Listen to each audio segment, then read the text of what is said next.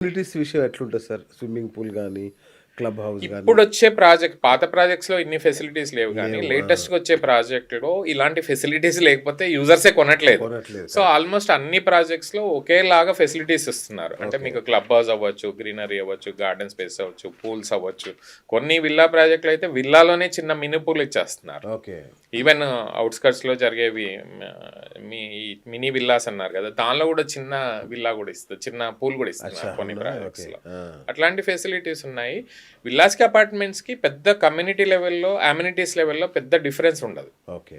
Villas వర్టికల్‌గా ఉంటది. ఇది హారిజాంటల్‌గా ఉంటది అంతే. మోర్ సెక్యూరిటీ గ్రీనరీ పరంగా సార్, ఉంటది. మరి సెక్యూరిటీ విషయంలో సెక్యూరిటీ పరంగా కూడా గేటెడ్ కమ్యూనిటీలో సెక్యూరిటీ ఉంటది. అంతా థర్డ్ పార్టీకి ఇచ్చేస్తున్నారు security. Apartment is more secured ఆబ్వియస్‌గా. ఎందుకంటే ఇట్స్ వర్టికల్ కదా! Apartment is more secured. విల్లాలో there are chances that people might barge in inside. But ఇప్పుడు కాకపోతే ఎవరి జాగ్రత్తలు వాళ్ళు తీసుకుంటున్నారు. తీసుకుంటారు. ఆ! ఓకే. ఆయన ఆబ్వియస్లీ ఇప్పుడు ఎవరు కూడా మనోళ్ళు క్యాష్లు ఇవన్నీ ఉంచుకోవట్లేదు కదా. అవునవును. ఆల్మోస్ట్ జీరో అవుతుంది. ఇంకా మూవింగ్ ఫార్వర్డ్ 4-5 ఇయర్స్లో మనకు అసలు రెగ్యులర్ మనీ అంటూ ఉండదు. ఈవెన్ బంగారం గింగారం కూడా ఇంతకు ముందులా ఎవరు కొని దాచుకునే పరిస్థితి కూడా అందరూ లేదు. తీసి ఆ బ్యాంక్‌లో బ్యాంక్ లాకర్స్ లో పెట్టేసుకున్నారు. So I don't think even మీకు హైదరాబాద్ ఈజ్ సేఫ్. ఎట్లా అంటే మీకు తెలుసు కదా ఎన్ని సీసీ కెమెరాస్ ఉన్నాయో. ఇండియాలో ఉండే మొత్తం సీసీ కెమెరాల్లో 60% of the CC cameras only హైదరాబాద్లో ఉన్నాయి. మీకు ఈ స్టాటిస్టిక్స్ తెలుసో ఇది తెలియదు. తెలీదు నాకు. 60% ఆఫ్ ఎంటైర్ ఇండియాలో operational CC cameras are in Hyderabad. Wow! అందుకోసమే హైదరాబాద్లో క్రైమ్ రేట్ తక్కువ ఉంది, చాలా తక్కువ. అవును. పోలీసింగ్ బాగుంది. సో సేఫ్ సిటీ కాబట్టి ఇంత మైగ్రేషన్ వస్తుంది. మీకు ఎవ్రీ ఇయర్ హైదరాబాద్కి 3 to 4 lakhs migration comes from all other states. బా! ప్లస్ అపార్ట్ ఫ్రమ్ దిస్ ఆబ్వియస్గా మన ఏపీ నుంచి అయితే అక్కడ ఇంజనీరింగ్ చదివి జాబ్ కావాలంటే హైదరాబాద్ 50%, 60% హైదరాబాద్ రావాల్సిందే. So Hyderabad has become already a global city. అవును. కాకపోతే చిన్న చిన్న ఇష్యూస్ ఇంకా మనము ఇంప్రూవ్ చేసుకోవాలి. అవును. అంటే క్వాలిటీ ఆఫ్ లైఫ్ అవ్వచ్చు, ఎయిర్ క్వాలిటీ ఇండెక్స్ అవ్వచ్చు, పొల్యూషన్ లెవెల్స్ తగ్గించడం, ఇవన్నీ కొంచెం జాగ్రత్తగా గవర్నమెంట్ వర్కౌట్ చేసింది అనుకోండి. Hyderabad is like one of the best cities in India and as well as in some of the కంట్రీస్లో కొన్ని సిటీస్తో మనం పోల్చుకోవచ్చు. అంటే ఒకవేళ బీఆర్ఎస్ ఈ 5 ఏళ్ళు ఉండుంటే అది అయ్యేదేమో కదా! డెఫినెట్గా BRS was pro business, pro builders, pro real estate అనేది నేను ఒప్పుకుంటా 10 ఏళ్లలో. At the same time Revanth Reddy గారు కూడా రియల్ ఎస్టేట్ బ్యాక్గ్రౌండ్ నుంచి వచ్చారు. ఆయనకున్న ఐడియాస్ ఉంటాయి కదా, ఇద్దరు సేమ్ చేయాలని లేదు కదా. దీని మీద కామెంట్ చేయండి. సో రేవంత్ రెడ్డి గారు కోర్ రియల్ ఎస్టేట్ బిజినెస్ నుంచి వచ్చారు. తను ఆల్రెడీ అన్ని క్రెడాయి షోలో కానీ ఎక్కడ రియల్ ఎస్టేట్ రిలేటెడ్ స్పీచ్ ఇచ్చినా తను ఒకటే చెప్తాను, నేను రియల్ ఎస్టేట్ బ్యాక్గ్రౌండ్ నుంచి వచ్చాను, నా రియల్ ఎస్టేట్ నేను చంపుకోను కదా, నాకు ఉన్న ఐడియాస్ నేను ఇంప్లిమెంట్ చేస్తాను, నేను చేసే ప్రాజెక్ట్స్ అన్ని పెద్దవి, అవన్నీ చేస్తే లాంగ్ టర్మ్లో హైదరాబాద్ బాగుంటుందని తను చెప్తూ వస్తున్నారు.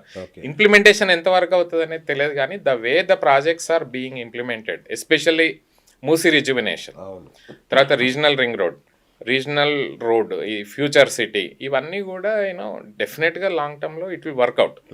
ఆయన ఉన్నప్పుడు అయితే ఆ తర్వాత అయితే అనేది అయ్యే పనా సార్? మూసీ రిజర్వేషన్ అనేది అయ్యే పనా? తలుచుకుంటే అవుతుంది. సబర్మతి అయ్యింది కదా గుజరాత్లో. సబర్మతి అనేది మూసీ రివర్ ఫ్రంట్, మీరు యూట్యూబ్లో వెళ్ళి సబర్మతి రివర్ ఫ్రంట్ అనేది చూడండి, బిఫోర్ ఆఫ్టర్ చూడండి.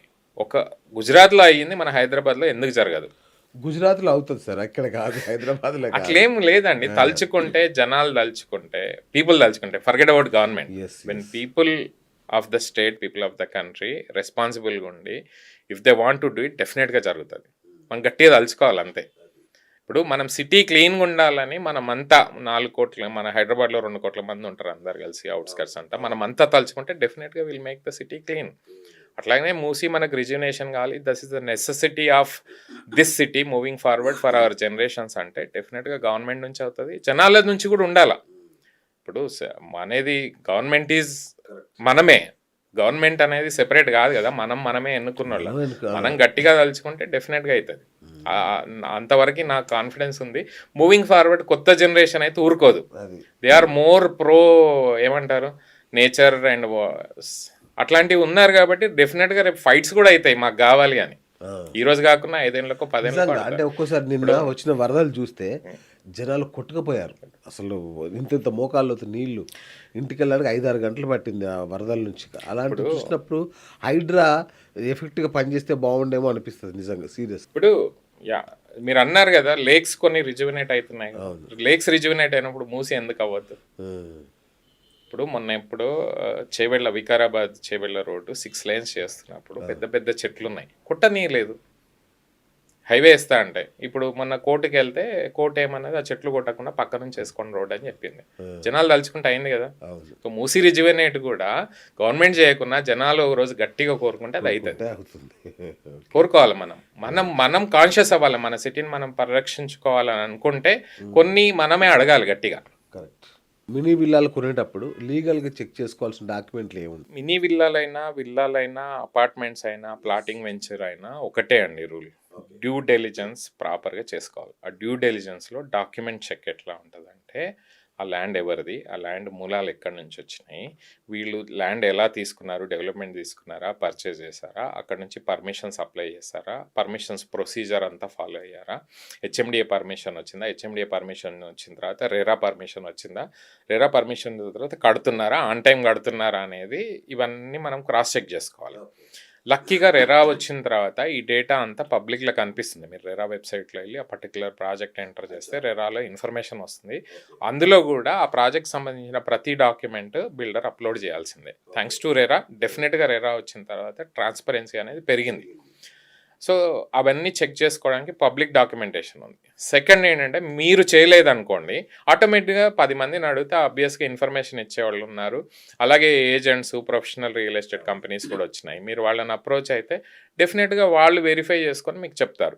అలాగే లీగల్ ఎక్స్పర్ట్స్ కూడా గ్రో అయినారు. 10 ఏళ్ల కిందట లీగల్ ఎక్స్పర్ట్ ఎవ్వరు లేరు. ఇప్పుడు హైదరాబాద్లో గూగుల్ సెర్చ్ చేస్తే లీగల్ ఎక్స్పర్ట్ ప్రాపర్టీ లాయర్స్ అంటే 50 మంది లాయర్స్ కనిపిస్తున్నారు. వాళ్ళకి 5,000 10,000 ఇస్తే మినిమల్ ప్రైస్లో వాళ్ళు వెరిఫై చేసుకొని ఇవన్నీ ఉన్నాయా లేదా అనే చెక్ లిస్ట్ చేసి చెక్ చేసి ఇస్తారు.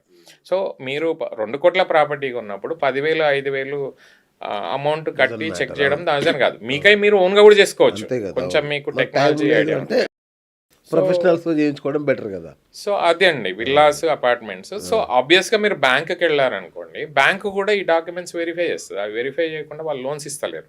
ఆర్బీఐ కూడా ఇప్పుడు స్ట్రిక్ట్ అయిపోయింది. ఇప్పుడు మీరు ముందున్నంత ఫాస్ట్గా లోన్స్ ప్రాసెస్ అవ్వట్లేదు. కంపల్సరీ బ్యాంక్ వాళ్ళు కూడా పర్ఫెక్ట్గా చెక్ చేసుకొని ఈ డాక్యుమెంట్స్ అన్ని కరెక్ట్ ఉంటేనే లోన్స్ ఇస్తున్నారు. So in way to check is go for loan. మీకు ఓన్ ఫండ్స్ ఉంటే మీరు కొంచెం జాగ్రత్తగా పేపర్ వర్క్ అంతా చూసుకోవాలి.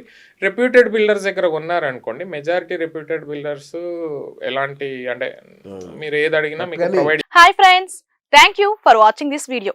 ఈ వీడియో గనుక మీకు నచ్చినట్లయితే దయచేసి లైక్ చేయండి, షేర్ చేయండి. ముఖ్యంగా మా ఛానల్ 24/7 న్యూస్ టీవీని సబ్స్క్రైబ్ చేసుకోండి. ఆ తర్వాత మీ విలువైన అభిప్రాయాల్ని, మార్పులు, చేర్పులు, కావాల్సిన వీడియో ఏమన్నా ఉంటే మన వీడియో కింద కామెంట్ సెక్షన్లో కామెంట్ రూపంలో తెలియజేయండి. నమస్కారం, సాయిదంచిక మాట్లాడుతున్నాను. ప్లీజ్ సబ్స్క్రైబ్, షేర్, లైక్ చేయండి 24/7 టీవీ ఛానల్. హాయ్ నమస్తే, నేను మీ Sonia Akula. Please subscribe to 24/7 news TV. Hi అండి, అందరికీ నమస్తే. నేను Mankota Prasad. Please do subscribe 24/7 news TV. Political, entertainment and infotainment updates కోసం like, share, subscribe 24/7 news TV.